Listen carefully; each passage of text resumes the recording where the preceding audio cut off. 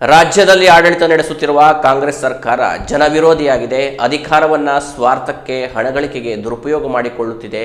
ರಾಜ್ಯದ ಜನರು ತಲೆತಗ್ಗಿಸುವಂತೆ ಆಗಿದೆ ಎಂದು ಸಚಿವ ವಿಶ್ವೇಶ್ವರ ಕಾಗೇರಿ ಆಕ್ರೋಶ ಹೊರಹಾಕಿದರು.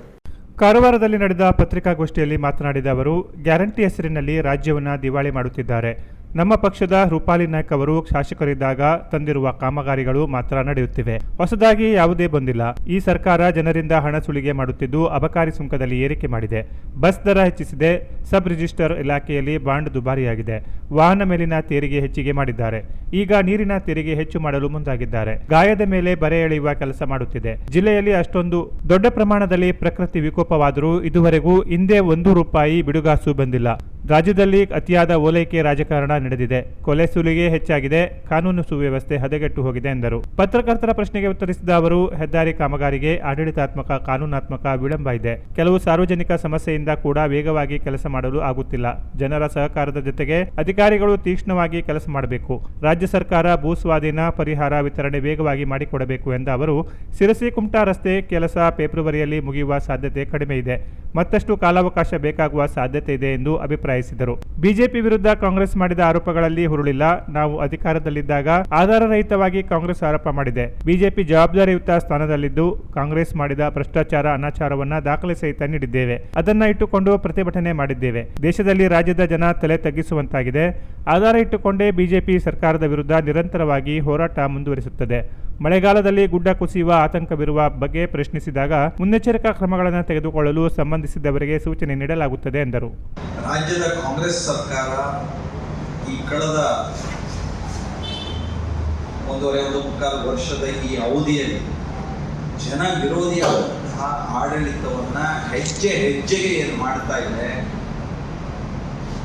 ಇದರ ಬಗ್ಗೆ ನಾವು ಜನರ ಜಾಗೃತಿ ತರುವಂತ, ಜನರನ್ನು ಸಂಘಟಿಸುವಂತ ಮತ್ತು ಹೋರಾಟಗಳನ್ನು, ಪ್ರತಿಭಟನೆಗಳನ್ನು ಮಾಡಿ ಆಡಳಿತ ಸರಿದಾರಿಯಲ್ಲಿರುವಂತೆ ಬೇಕಾದಂತಹ ಪ್ರಯತ್ನವನ್ನ ನಾವು ನಿರಂತರವಾಗಿ ಭಾರತೀಯ ಜನತಾ ಪಾರ್ಟಿ ನಾವು ಮಾಡ್ತಾ ಇದ್ದೇವೆ.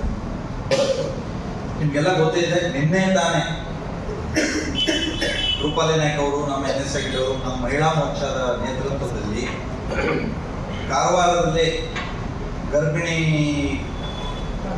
ಬಾಣಂತಿಯರ ಆ ಶಿಶು ಮರಣದ ಹಿನ್ನೆಲೆಯಲ್ಲಿ ಪ್ರತಿಭಟನೆಯನ್ನ ರಾಜ್ಯದ ಎಲ್ಲೆಡೆಯಲ್ಲೂ ಮಾಡಿದ್ದೇವೆ. ಅದರಂತೆ ಕಾರವಾರದಲ್ಲೂ ನಮ್ಮ ಜಿಲ್ಲಾ ಮಟ್ಟದಿಂದ ನಡೆದಿರೋದನ್ನ ಪ್ರತ್ಯಕ್ಷ ನೀವೇ ನೋಡಿದ್ದೀವಿ. ಈಗ ಇವತ್ತು ಅಂಕೋಲ ಒಳಗೊಂಡಂತೆ ನಮ್ಮ ಜಿಲ್ಲೆಯ ಬೇರೆ ಬೇರೆ ಕಡೆ 15% ಬಸ್ ದರ ಏನು ಹೆಚ್ಚು ಮಾಡಿದ್ರು ರಾಜ್ಯದ ಕಾಂಗ್ರೆಸ್ ಸರ್ಕಾರ, ಅದರ ವಿರುದ್ಧ ಪ್ರತಿಭಟನೆ ಮಾಡಿದ್ದಾರೆ. ಈ ರಾಜ್ಯ ಸರ್ಕಾರ ಇದೊಂದು ಭಂಡ ಸರ್ಕಾರ. ನಾನು ಬಹಳ ಬೇಸರದಿಂದ ಹೇಳ್ತೇನೆ, ಜನ ವಿರೋಧಿಯಾದಂಥ ಸರ್ಕಾರ, ಅಭಿವೃದ್ಧಿಯನ್ನ ಶೂನ್ಯ ಮಾಡಿರುವ ಸರ್ಕಾರ, ಆಡಳಿತವೇ ಇಲ್ಲ ಅನ್ನುವಂಥ ಅರಾಜಕತೆಗೆ ರಾಜ್ಯದ ಸ್ಥಿತಿ ಹೋಗ್ತಿರುವಂಥ ಸಂದರ್ಭ ಇದೆ. ಆಡಳಿತದ ಬಗ್ಗೆ ಯಾರು ಹೇಳೋರಿಲ್ಲ, ಕೇಳೋರಿಲ್ಲ, ನೋಡೋರಿಲ್ಲ. ಆಡಳಿತವನ್ನು ಸ್ವಾರ್ಥಕ್ಕೆ, ಹಣಗಳಿಕೆಗೆ ದುರುಪಯೋಗ ಮಾಡಿಕೊಳ್ಳುತ್ತಿರುವಂಥ ಸರ್ಕಾರ.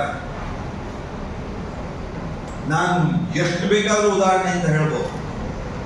ನಾವು ಆ ಮೂಢ ಹಗರಣದ ಬಗ್ಗೆ ಎಷ್ಟು ದೊಡ್ಡ ಪಾದಯಾತ್ರೆ ಮಾಡಿದ್ವಿ ನಮ್ಮ ರಾಜ್ಯ ಅಧ್ಯಕ್ಷರ ಮತ್ತು ನಮ್ಮೆಲ್ಲ ನಾಯಕರ ನೇತೃತ್ವದಲ್ಲಿ.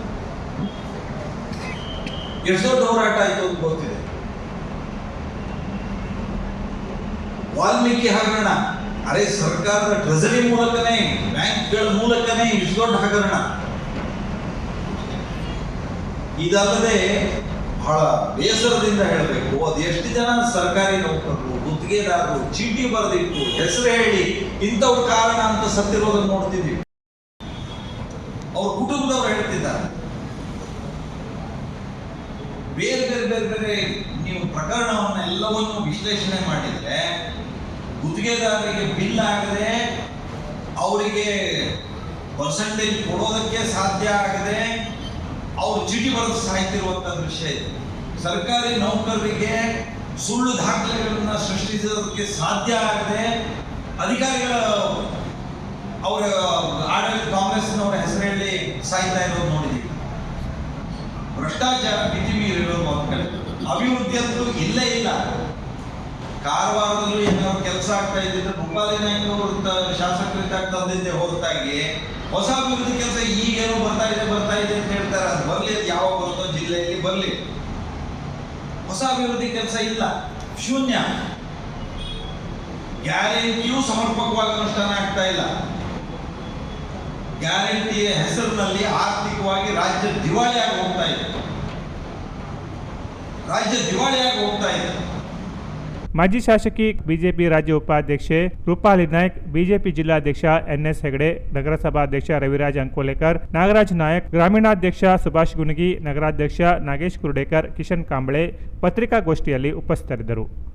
Canara plus news, Karwar.